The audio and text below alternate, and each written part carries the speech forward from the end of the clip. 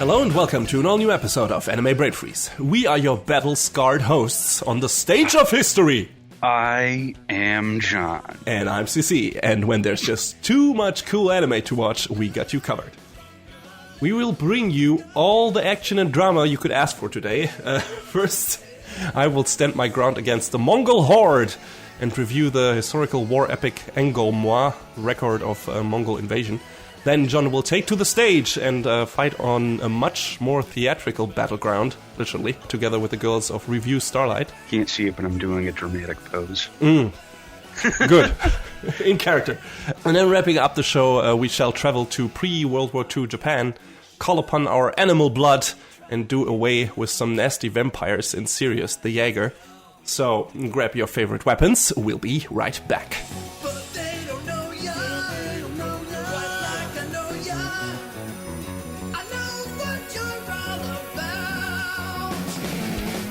When we meet the main protagonist of Angolmois, the fallen samurai Jinzaburo Kuchi, he and a group of other exiles are making their way through a storm aboard a prisoner ship bound for the island of Tsushima. When they arrive there, only barely surviving the wild ocean, they are in for a nasty surprise. The princess of the ruling So clan, Terui, had them shipped to her island so they could help fight off an impending invasion from the formidable forces of the Mongol army. They also don't have much of a choice in the matter, because this is the only way they can escape an otherwise immediate death penalty. Jinzaburo, taking a rather fatalistic approach to the whole thing, soon becomes invested in the war efforts and the chance to stand on a meaningful battlefield once again. And after he meets an old acquaintance that guarantees him reinforcements from Kyushu, if he can manage to hold Tsushima for only 7 days, Jinzaburo picks up his sword once more to turn the terrifying odds around, stop the invasion of the island of Tsushima, and maybe even the possible downfall of the entirety of Japan. So Angolmois, record of Mongol Invasion, is based on a manga by Nanahiko Takagi. It started in 2013. There are 10 volumes at this moment, and the series is still running. And the anime is streaming on Crunchyroll. Currently, I think at least over here. I'm not sure if it's doing that in the US, but I watched it. I'm pretty sure it is. All right, I watched it on Crunchy over here. Yeah, and I was wondering because when Crunchy recently released their chart with all the different continents and what are the most watched shows and everything, I was really happy because, you know, Germany was one of the few countries where fucking Goblin Slayer wasn't the number one. I was like, hey, they're watching fucking Tensura. I'm really happy about that. And then I found out that Goblin Slayer isn't even streaming on Crunchyroll over here. So yeah, apparently everyone over here wants to watch Goblin Slayer and nothing else according to Crunchyroll's chart. Yeah. Weird. Okay. So, you know, everyone has their own tastes. To each their own, exactly. I won't judge anyone for that. And yeah, and Angolmois, the anime, is produced by Naz, or Nazu, I don't know how it's pronounced, who have also worked on Dramatical Murder, Hamatora, a show that rings a bell, but I don't remember if I finished that show. I don't think so. But I remember that either the opening or ending were pretty damn good. That's all I remember about that show. I think it was the ending. And yeah, they also did one of your favorites, My Girlfriend is a Gal. Wait, how much did you watch of that? Like one episode? I think that was one of our sneak peeks. I think I got maybe 2 episodes in before I was thoroughly disgusted. Mm-hmm. All right. And they are currently working on My Sister, My Writer, speaking of disgusting. Oh my god. And they helped out with a bunch of other stuff. Recreators, for example, to, you know, name a good show for once. Now, the animation in the show is nothing to write home about, which you would not necessarily think when watching the first episode, because that looks all pretty solid. The character models are rather sharp, and then at the end we get a really well choreographed battle scene. But starting from episode 2, it very quickly drops to a barely mediocre level. There are still some nice bits of choreography here and there, but contrary to the first episode, the animation quality is just not able to keep up. And it all looks pretty stilted, and sadly it stays that way till the end of the series. Even for the most important confrontations. And they also put this weird filter over everything that I guess is supposed to make the imagery look like crumpled paper. But to me it looked more like a dirty smear TV screen.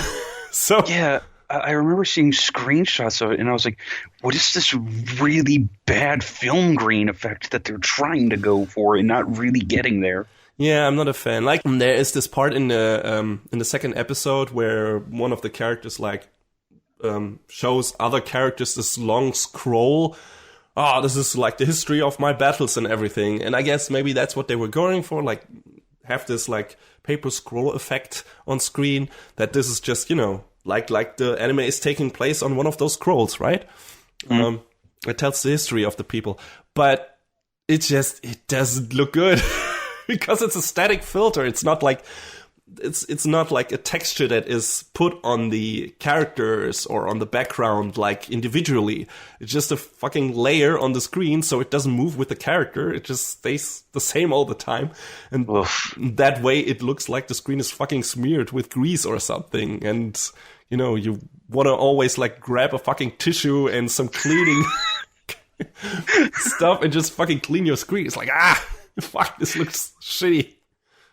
Man, there's some shows and some games that can pull that sort of stuff off. Like, what readily springs to mind is Valkyria Chronicles. It has that canvas texture, and it looks really good. Yeah.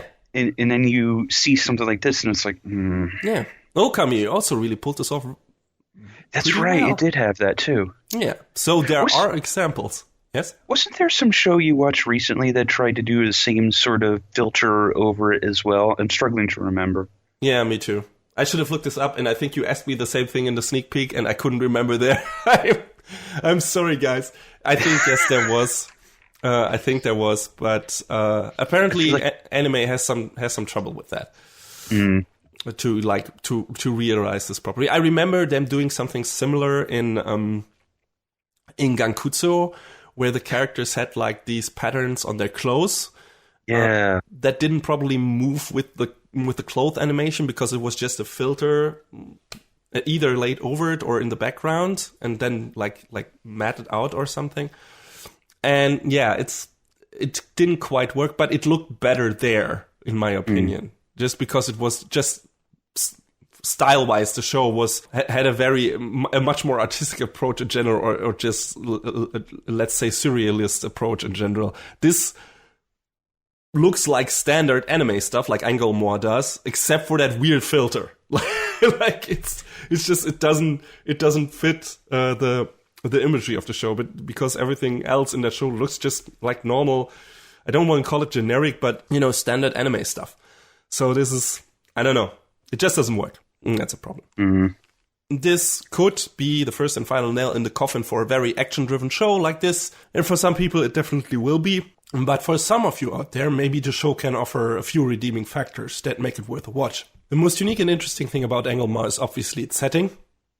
By the way, for those wondering what that word even means, let me quickly read the Wikipedia entry for this. The term Angolmois comes from the prophecies of Nostradamus about the reign of the great king of Angolmois, which is interpreted as being an anagram of the old French word Mongolais, Mongolians, and thus referring to Genghis Khan. So there you go. That's where that word is coming from, in case you were wondering. The only other place I've ever heard Angolmois used is in the game series Wild Arms, because the king of Angolmois is always an optional boss in those games. Oh, cool. I didn't know that. That's interesting. And it always has some weird, grotesque, almost Lovecraftian appearance to itself. So, why not? Is that like kind of like Gilgamesh in the Final Fantasy series, maybe? Kinda. Okay. As previously mentioned, this show is about the invasion of Japan by the Mongols, which was attempted twice by Kublai Khan. First in 1274, which is where this show takes place, and then again in 1281. And this is a very interesting setting that I personally have not seen being used in anime before. Maybe it has been, but I'm not aware if it was in an anime before.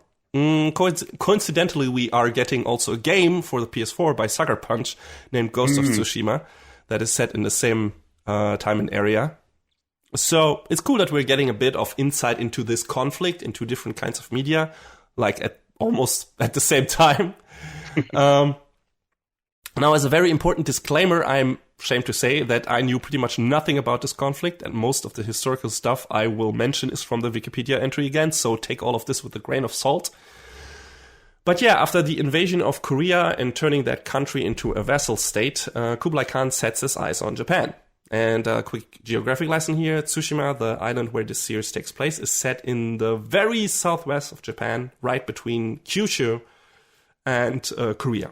So it's a logical first step in an invasion if you attack from Korea. And yeah, this is basically what happens. The Mongol forces land on the shores of Tsushima, and Jinzaburo and his merry gang of misfits have to think of a way to fend them off and survive for 7 days. Now, it needs to be mentioned that most of the characters in the show are probably a work of fiction. The show even says so itself, that the records only speak of a bunch of exiles fighting on behalf of the Tsushima forces. But that's about it. Like, no names are mentioned or anything, or any details or whatsoever.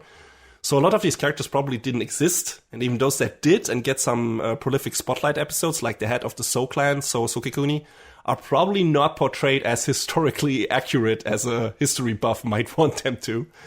So just be aware of this. If this is the reason why you'd be interested into picking up the show, like learning some legit historical accurate stuff about that conflict, this is probably not the place to find that. You should still turn to a book for that, as is with most, historical fiction movies and everything. Yeah, it's kind of like saying you could get a history lesson from Dynasty Warriors and Samurai Warriors. No, you can't. Or watching Braveheart or something like that. There are a lot of liberties taken here, and a lot of events and battles depicted in the show probably also didn't happen, or at least not happen that exact way. So yeah, keep that in mind. And yeah, this is a very action-driven, heavily dramatized, incredibly bloody hero tale with Jinzaburo as the main character that is using the real events of the Mongol invasion as a background to tell its own story. And that's fine. Jinzaburo is a cool character. He often has this great annoyed look on his face when dumb shit happens, so he's kind of relatable in that regard. He's also the character we thankfully learn the most about during the course of the show, like what his background is, where he came from, what he did before all this, what his motives for fighting are, and what kind of character deep down he is, what his ideals are, what his code is and everything. Yeah, all of that is pretty good stuff. And he is also a real, almost unstoppable badass when it comes to actual combat. So he has that going for him as well.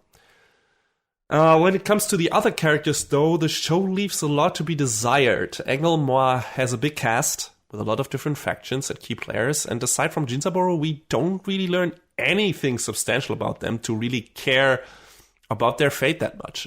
Aside from, okay, that guy or girl is not an asshole, so I hope he or she doesn't die. So, I mean, yeah. There are some background info snippets here and there, but that's about it. So I had a real trouble getting invested in anyone but the main character. I guess the other main player in the series is Princess Teruhi, who, aside from being a rather good bullfighter on the front lines, which I doubt is anywhere close to being historically accurate, if she existed at all, she doesn't get much interesting development either. She falls hard for Jinzaburo and becomes the show's hardcore tsundere character. But aside from her trying to protect her people and trying to find her place as the heir of the So clan, there is not much to her. Like, not much development, really. It's nice to see her and Jinzaburo develop a mutual respect for each other, but if you think their relationship will go anywhere further than that, you'll probably be disappointed. Like I mentioned before, this is a very violent show, so if you are a bit squeamish when it comes to blood, this series is probably not for you. Although that is sometimes pushed to such absurd heights that it becomes downright comical. There are way too many scenes with severed heads in this show. In fact, if you take a shot every time someone is handing someone else a severed head in a supposedly dramatic way, you'd probably be drunk by the end of the series if you binged it. And a thing that is interesting about the battles in that show is how the Mongol army is made up of several people from different nations and ethnicities who all have a kind of different approach to fighting. Different tactics, different strategies. different way of, forming up, teaming up, whatever, morale, which keeps encounters more varied in the show than I expected. It's also neat that this is not a completely faceless horde, which they could have done, like made them almost kind of like zombie-like. Oh my god, here's this overwhelming force of skilled fighters, right? And we have no chance and whatever. Give it more of a horror edge. But no, we get to know at least some of the commanders. Although again, not to such an extent that I could get invested into their side of the story, but still, it's better than nothing. Yeah, there's not much more to say about this show. It's tough to recommend this show like to one specific target audience. It's not really for big action fans because the action just doesn't look good most of the time. It's probably not that interesting to history fans either because it doesn't seem to try to be historically accurate.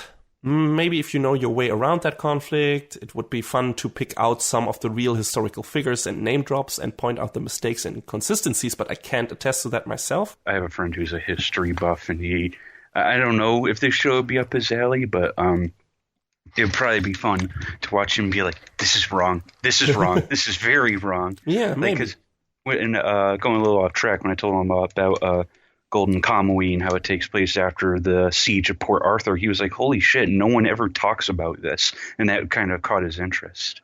Yeah, and that's the same for this show, right? I mean, I hadn't heard, in passing, yes, but not really heard something in detail about this conflict before, right? And at least in that regard, the show gave me a bit of insight. Maybe not super historically accurate, but, at least elaborates a bit on that and what was going on at that time. So that's interesting in itself. That's a fun thing just because it's so underused.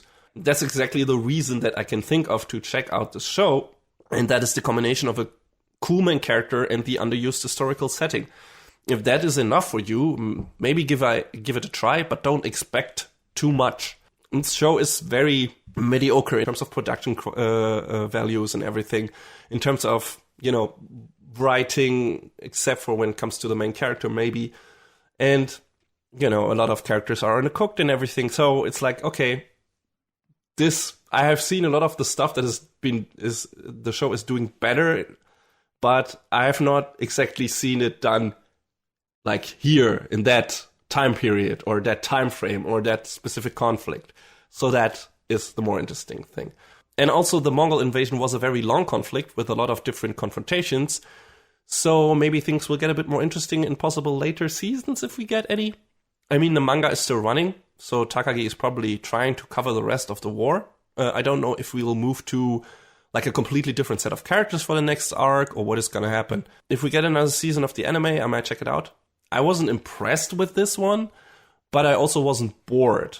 So there's enough happening all the time and, enough twists and turns that you don't necessarily see coming if you are not... And even if you are familiar with the conflict, because like I said, most of these battles that take place in the series are probably made up, at least the way they play out and everything. So yeah, it was a decent on the side thing to watch. And if that's also what you are looking for, give it a try. But, keep your expectations in check.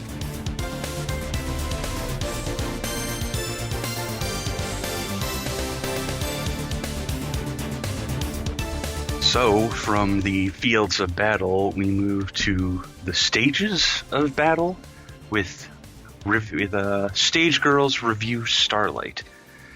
There's a bit to unpack with this, and I'm going to go into the history of certain things that laid the groundwork for this show, but we'll start off by talking a little bit about, the overarching plot, because that's just how we do. So when they were children, Karin, Aijo, and Hikari Kagura made a promise with each other that one day they'll stand on the same stage and they'll perform the play Starlight, which is, it's this huge play that's known all around the world. It's this tragedy. It's just, a very sort of somber but interesting piece of theater. But one day, Hikari transfers schools and moves to England. Time passes, and now the girls are 16 years old. And as a student at the Seisho Music Academy, Karen is very enthusiastic about the lessons she takes every day, holding the promise she made with Hikari close to heart. As fate would have it, they are brought together again as Hikari is transferred into the Seisho Academy. And the girls and their classmates end up competing in a mysterious series of auditions to gain acceptance into the Starlight Revue. So, this show, oh boy. No, I'm not saying oh boy because of anything bad about the show, because I'll say straight on, I enjoyed this show, but there was more behind this show than I thought. So, it's based on a series of stage plays, actually. Mm-hmm. And a lot of the conceit of Revue Starlight deals with what's called the Takarazuka Revue. This is where it gets complicated before we even start talking too much about, the nitty gritty, because I feel like it merits at least talking a little bit about. I'll give CC some information to link for some light reading and some video essays that are worth watching about the Takarazuka Revue. But it's basically an all-female musical performance company that was founded in 1913 in Takarazuka, which is near Osaka, by Ichizo Kobayashi of the Hankyu Railways, of all things. Uh-huh. Yes. And it's, again, an all-female cast, and they kind of embrace this. It's sort of like this weird mixture of musical theater that has Western overtones, but also, has deviates slightly from stuff like kabuki and no theater. They operate on this violet code, which are rules about the acceptability of anything concerning the review, and their motto is purely, righteously, beautifully. Okay. Yes. It sounded almost like kind of a transformation from the motto of the Shinsengumi or something. Yeah. All right. Interesting. Yeah. Apparently, this is kind of like a side fact, but like 90% of the review audience is female. Mm-hmm. And there are basically two main sort of roles that the girls play. There's Otoko Yaku, which is like they're playing a male character, like a portrayal of an ideal man or a dream lover sort of character. And the Musume Yaku, which is like pretty much everyone else playing like female characters and whatnot. There's one thing that comes up very often in the show, which is position 0, which is used in stage performances in general, not just theater. It marks the center of the stage, and in the case of the actresses, where she who is top billed, otherwise known as the top star, will stand and take a bow at the end of the performance. Top star is something that becomes important in Revue Starlight because that's the conceit of the auditions. All the girls are trying to compete to become top stars so that they can be the next big star, baby. But Karen has an idea that why should there be only one top star? Why can't they all share the stage together?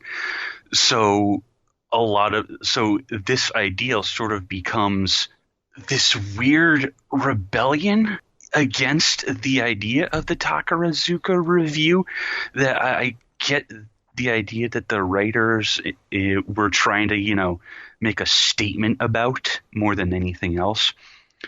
The way you become a top star, you won't be a top star unless you've been performing actively for at least a decade, basically. Whoa, okay. And even then, your tenure as a top star could last as short as 2 years to as long as like 4 or 5 years. And then after that, you basically have no place to go.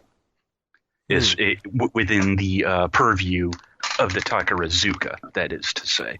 So you have to basically completely switch careers after that?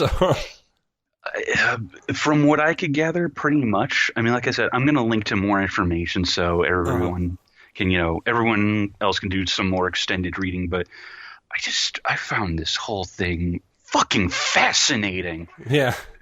What the foundation that the show was built upon. And I mean, these things are, like I said, they are touched upon. And without this context outside of the show, I probably would have been like, oh, okay, this is the thing. But no, it goes a bit deeper, and it's fascinating to me. Mm-hmm. The show has a very, putting it lightly, a very whimsical feel to it.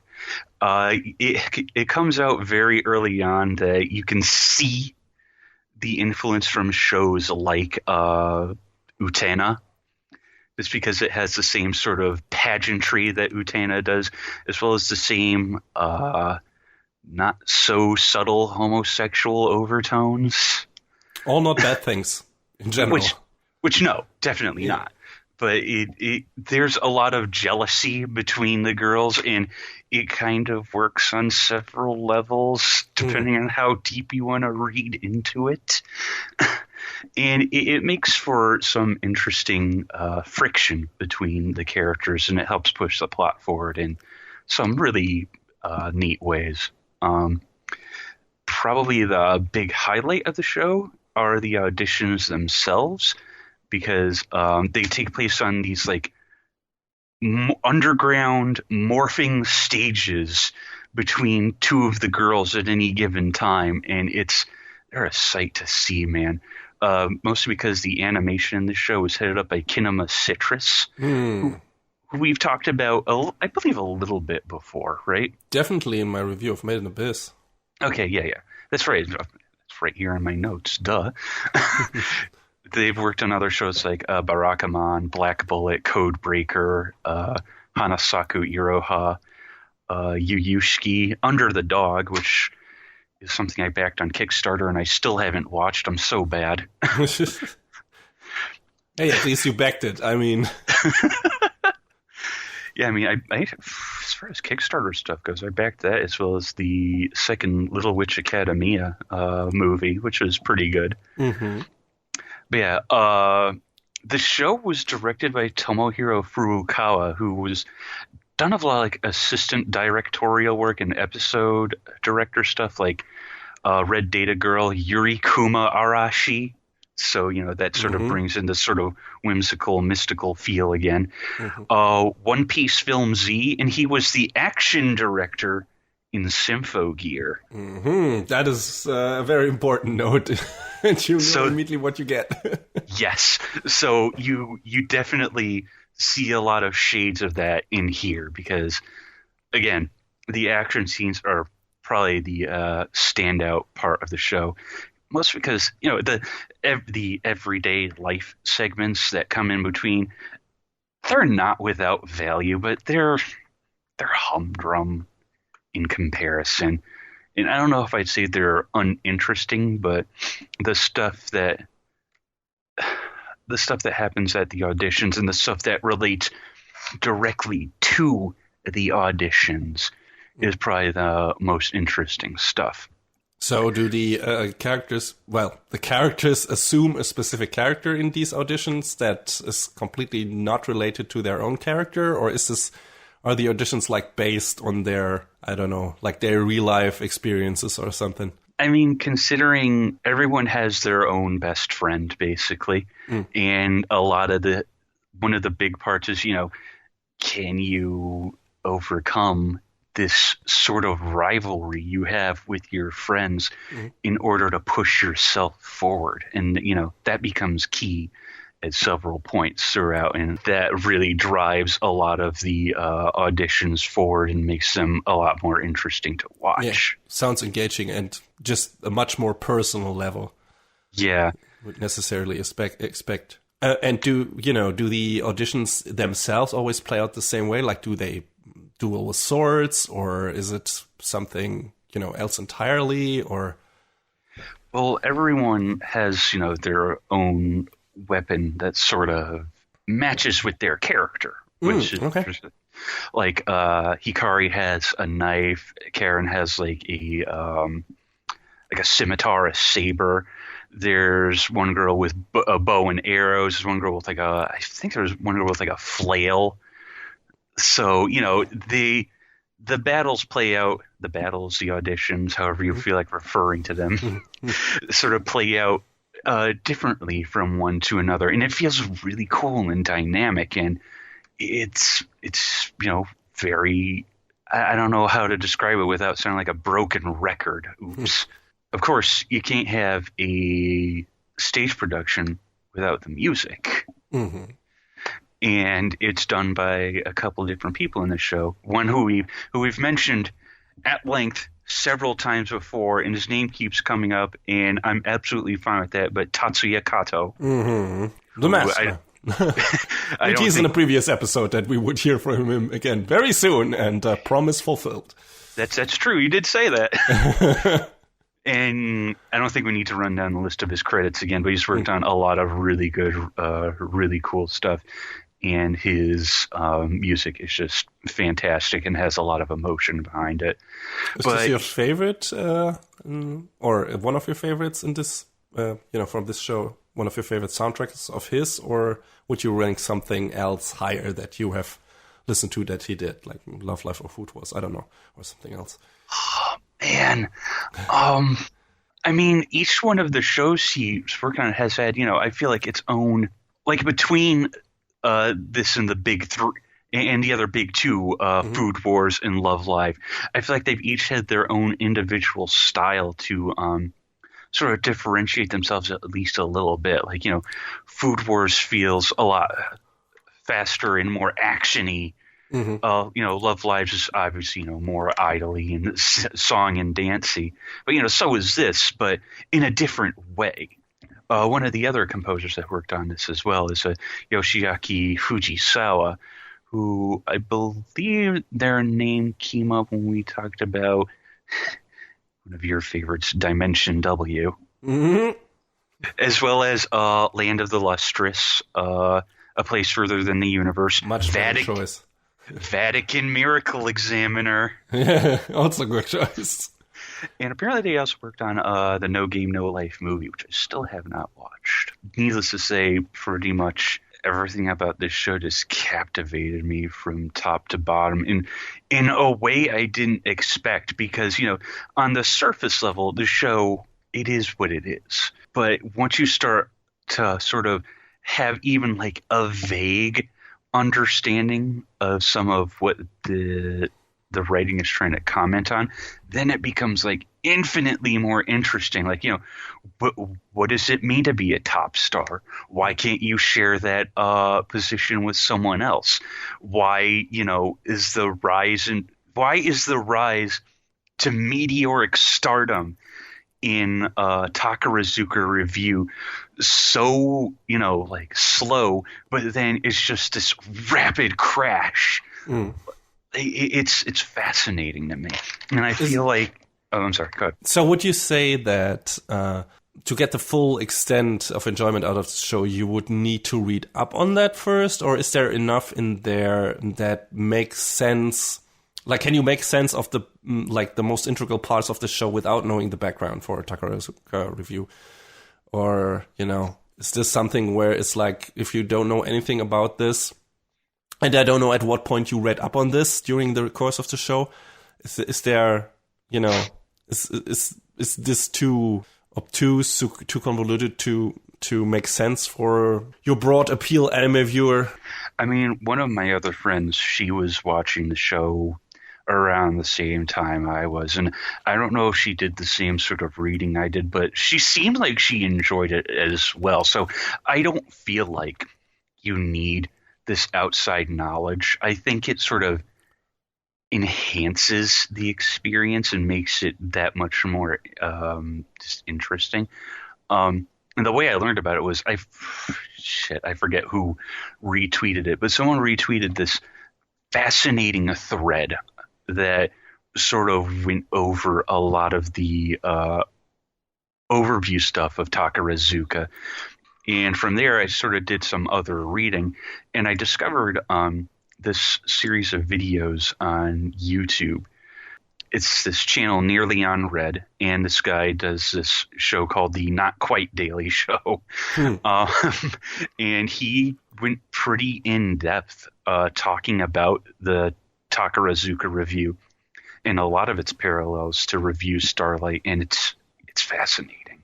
And it's definitely worth watching. So you would recommend that people who like at least got some enjoyment from the show without knowing anything definitely like search out that additional info to get a bit more out of it?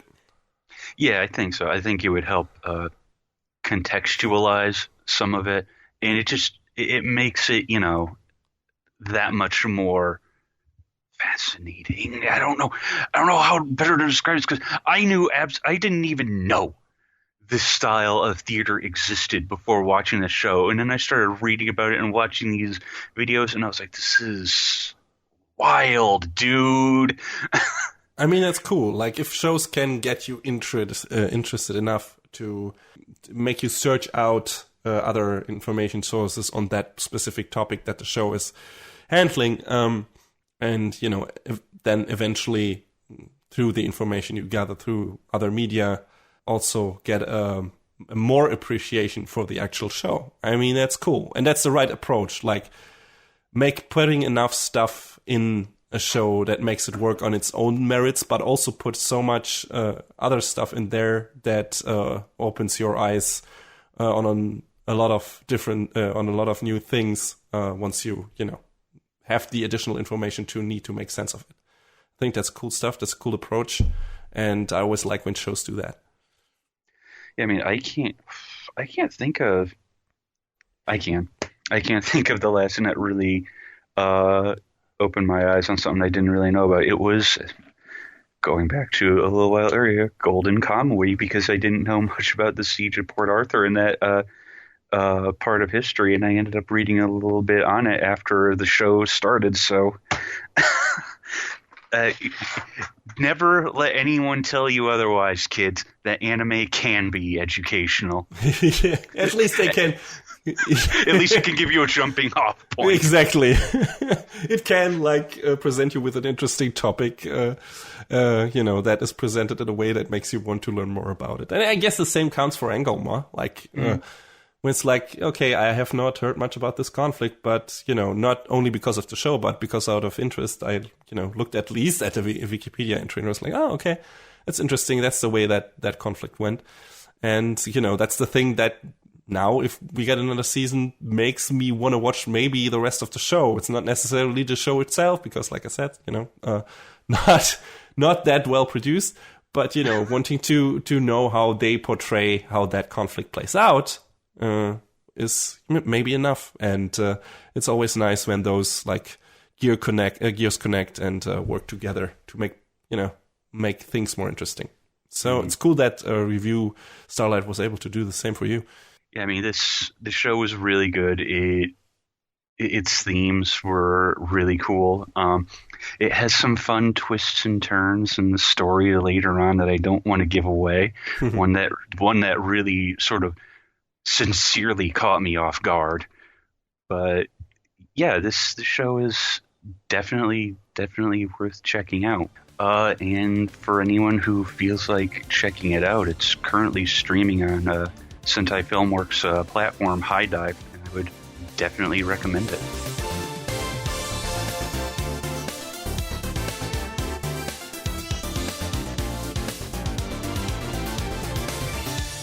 The Jaegers are a group of international vampire hunters operating under the guise of the V Shipping Company, trying to sniff out and exterminate bloodsuckers all over the world. Among them are the archaeologist Professor Willard, the American-Irish muscle Fallon, the Hispanic femme fatale Dorothea, the young British violinist Philip, and our main character, the mysterious boy Yuli. When one of their big targets, the vampire Lord Kirshner, escapes from China to Japan in 1930, the gang follows his trail to Tokyo. They soon notice that the Nosferatu have set a bunch of plans into motion to bring them closer to a yet unknown goal. Their investigations lead the Jaegers to face many dangerous situations and opponents, and as the mysteries unravel, Yuli realizes that the secrets behind the vampire's machinations have a deeper connection to his own origin than he could have ever imagined. To secure the future of humanity and end the vampire race once and for all, Yuli has to accept his destiny and face the shadows of his past. So Sirius the Jaeger will start streaming on Netflix in December. It's not really out yet, only fan subs for now. And it's an anime original project by PA Works, who have worked on a buttload of stuff, especially when it comes to in-between things, in-between animation. But a show of theirs I have watched is Kanan. I kind of like that. Was nothing special, but it was alright. You watched and reviewed Sakura Quest, and liked that a lot, I think. Yeah, I mean, I'm always got my ear to the ground when it comes to PA Works, because Sakura Quest, Shirobako, Nagiasu, I really enjoyed all of those a lot. Shirobako probably being their biggest success up to this point. I think that show is universally loved. So. Oh yeah, I mean, just ask Miles from Crunchyroll. He can't shut the hell up about it, and I don't blame him. This season we got Iroduku, which... Yeah, I mean, I will say Irozuku is like one of the most visually arresting show this season. But Definitely. It's kind of eh. Yeah, it's PA Works in general does very good looking shows, and yeah, Sirius is no different. The art and animation is definitely the highlight of the series. This is a great, sometimes incredible looking show. The character models are sharp. The character designs are cool. I, for example, really liked Dorothea's design. I think it was pretty unique. The background scenery looks amazing. Even the CG is used really well. All of the basic stuff is on an incredibly high level. And then there is the action choreography, which, at least in the first 2 episodes, is fucking ridiculous. I have rarely seen such dynamic and well-staged fights in anime TV shows, and even shows that are true powerhouses in that department, like My Hero Academia, for example, to name a recent one, sometimes can't compare to that level of detail and fluidity, in my opinion.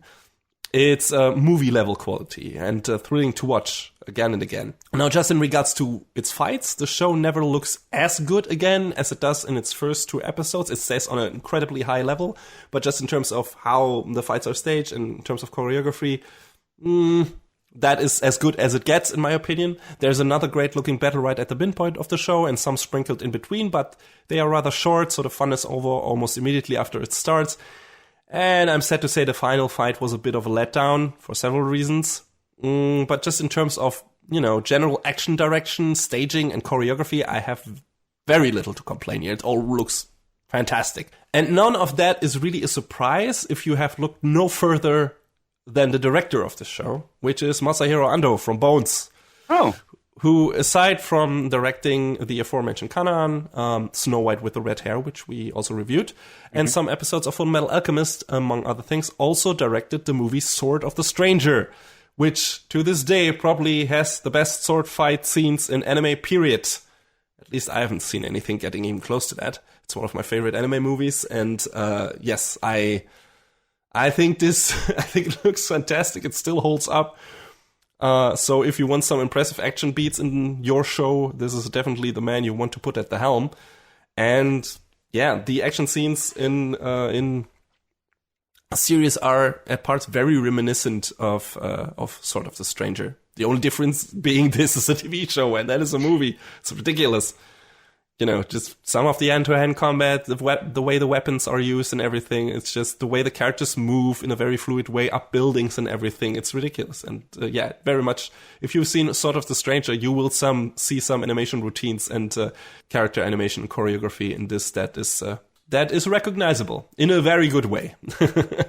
So, where things get a bit iffy is the script, which was written by Keiko Koyanagi, who has written scripts for Dragon Pilot, Killing Bites, Lost Village, and he did the series composition for Regalia and this show. I think the only show in that resume that I have seen and would consider a real winner writing-wise is Baited Abyss. And that had a source manga, and they were only responsible for 2 episodes from that anime series, so... And Sirius is another problem child in terms of writing. The setup is decent enough. Like, we have a cool cast of characters, an interesting setting, threatening antagonists, who are also well designed, a solid mystery in the origin of Yuli, his background story and everything, his upbringing, all of that is very important in the show later on especially. And yeah, all of that is good stuff and holds great potential. And the problem is the show wastes a lot of that potential by dropping a lot of the interesting stuff on the way to the finale, or just not doing anything interesting with it at all. And the basic issue with the plot itself is that it's kind of predictable. We learn something is up with Yuli, and that he's connected somehow to the plans of the vampires pretty quickly. And a lot of the later developments you can see coming a mile away. And the biggest plot development that should be a surprise gets teased too heavily pretty early on for it to be a genuine shock when it gets revealed at the midpoint of the show. It nevertheless makes for some compelling drama and gives some genuine depth to one of the more important relationships in the show. So this was still definitely one of the high points. But aside from that, there's just too much stuff that you either see coming or that is not that super interesting or different from, stuff we have seen before in these kind of adventure anime. And it's like, okay, we're going here. Yeah, I guess that's what must happen now and everything. And it's not really like this show is is surprising you really at some point. But I still liked the way some of the relationships were handled. In general, Yuli's relationship with some of the characters and how the Jaegers interact with each other are some of the strongest stuff in the show. Especially the relationship between Yuli and Professor Willard, who is kind of like this surrogate father figure for him. And Yuli and his brother, who I guess you could consider it kind of a spoiler that he is in this show, but not really, because he gets introduced at the end of the 2nd episode. So, I'll leave that in here. But yeah, those relationships are very well realized. Yuli's relationship to his brother gets much more important on later in the show, but also gets some nice background elaboration early on. And yeah, it's those two relationships are well realized and well written, and I have nothing to complain here. It's engaging stuff. And Yuli himself is also a cool character. He could have been like this typical, just from the setup alone, this typical mysterious, brooding emo bitch with a traumatic past, because he has a very traumatic past, who is an asshole to everyone, like, Squall. But most of the time, he is a super nice guy. With a lot of baggage, yes, but he knows who his friends are, and these relationships are important to him. And, he's just a cool dude. So I liked him a lot. And I wanted to see him get out of this and succeed in everything.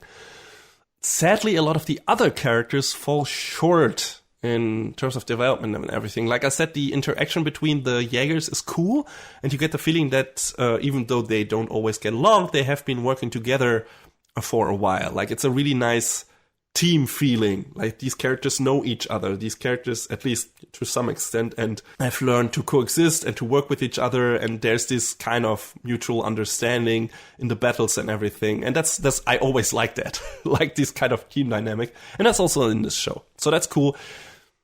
Sadly, we learn very little about the other members aside from Professor Willard and Yuli. Like, nothing about Dorothea or Fallon really, and only a few background bits for Philip that are related to Yuli's heritage and don't really matter in the long run. Like, it's mentioned in the beginning where it's like, why, where another side character asks, why do you not like each other? And then Philip explains it, and that thing gets elaborated on later on in the course of like 2 minutes or something, and it doesn't really matter because they have grown past that at this point already. So it's like, okay, yeah, thanks that we now know what happened, but it didn't really matter anymore anyway. So, okay. Which is a real shame, because these all seem to be really cool and sympathetic characters. I definitely would have liked to learn more about them, or maybe get an entire episode dedicated to each of them and their backgrounds, and, where they came from and everything. But this is only like a 12 episode long show, so I guess there was no time for that. They wanted to move forward with the plot and keep these characters simple, sympathetic and relatable, but simple. And that is kind of a shame in my opinion, because, there was a lot of potential there. But I think the character they dropped the ball on the hardest is Ryoko, who is the daughter of the Baron, at whose estate the Jaegers set up camp under the guise of the shipping company and make that, their base of operations. And Ryoko is immediately smitten with Yuli, naturally. He's a young hottie. And mysterious and cool. And she immediately wants to know everything about him. And coincidentally, she is a super gifted sword fighter. So, of course, you expect them to set her up to become part of the team and slice some vampires in half, right? Yeah. And that is what they do. And I loved it. And she's cool and fun and funny. And she's just a great character. And then we get to that point in the show that should be her moment of badass glory, which is at the end of the first half. And she gets to do exactly nothing.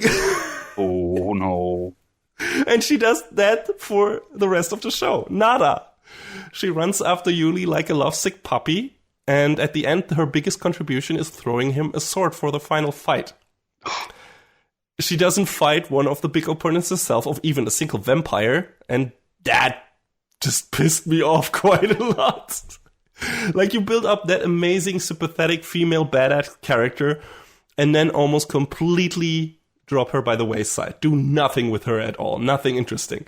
She's just there from that moment on, but doesn't do anything. Doesn't contribute really. Doesn't further the character development between her and Yuli. Nothing. Nothing happens. That relationship doesn't progress. Stays on the same level. And she doesn't do anything in terms of the fights and everything.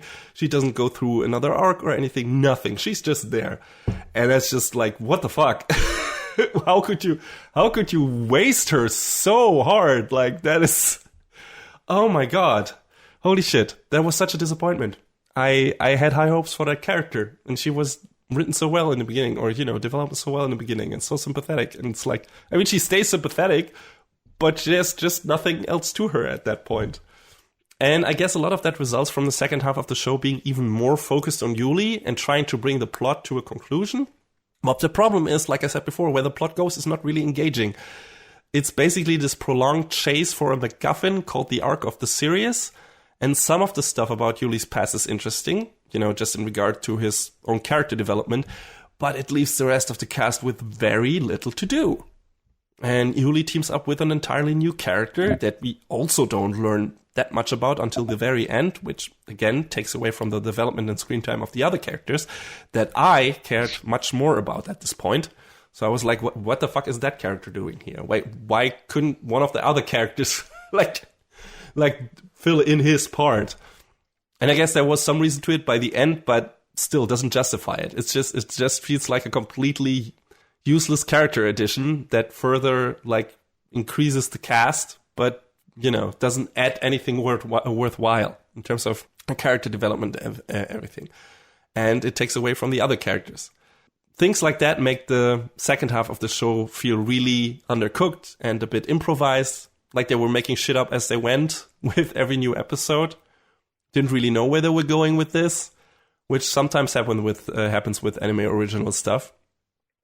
And maybe that's what happened here. Like, characters unnecessarily jump between locations, different factions going somewhere, not really achieving anything relevant. Like, why are you here now? What are you doing there? That wasn't necessarily at all. That didn't lead to anything. Nothing is really happening. It all feels a bit hastily patched together.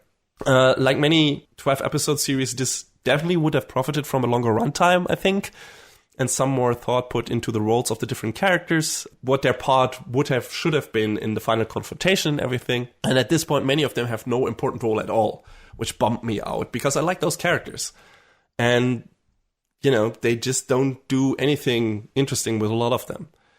And like I said, the final fight is underwhelming too. The final boss, so to speak, looks really lame. It's like, he was cool before, and it was like, okay, now let's get going with this. When the final battle starts, let's get cracking. And then he yeah, he transforms and looks really dumb and stupid. And I'm like, oh, god damn it. Oh, no. Yeah, and the fight is not as interestingly staged or choreographed as some of the others. Yeah, so that was also a bit underwhelming. At least we get two of the best characters teaming up, so that was something that made me happy. But yeah, it feels like from the midpoint on, the show just spiraled steadily downward. Like it's just this decline into mediocrity, not visual-wise, don't get me wrong, it's keeps on looking amazing, but it's like the plot just feels like it's just tumbling, slowly driving off the road, doesn't really know where it's going, and falls apart on the way down, like exploding, like turning into this fiery wreck. I don't know. God damn. It's yeah, it's a letdown. It's a letdown.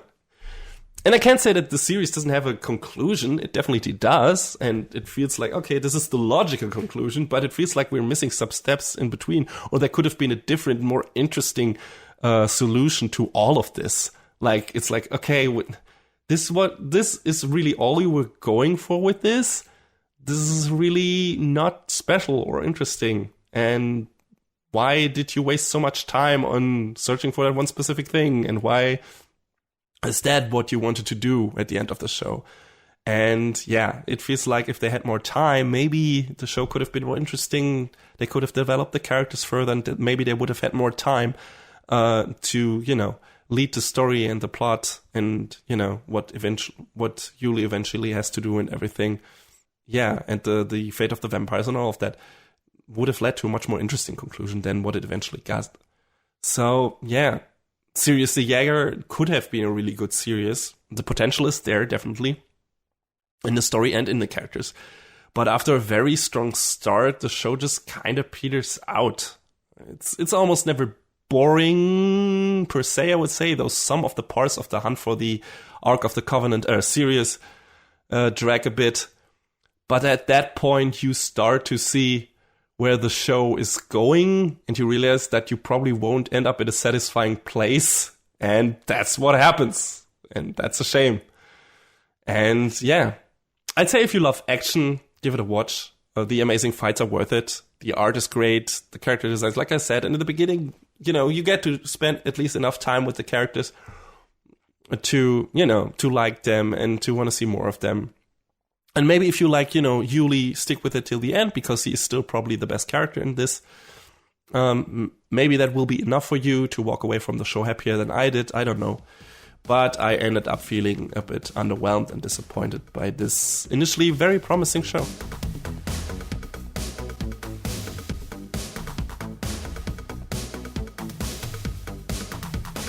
And that is a wrap on the 62nd episode of Anime Brain Freeze. All the music in our show is from the Double Dragon Neon soundtrack by the amazing Jake Kaufman.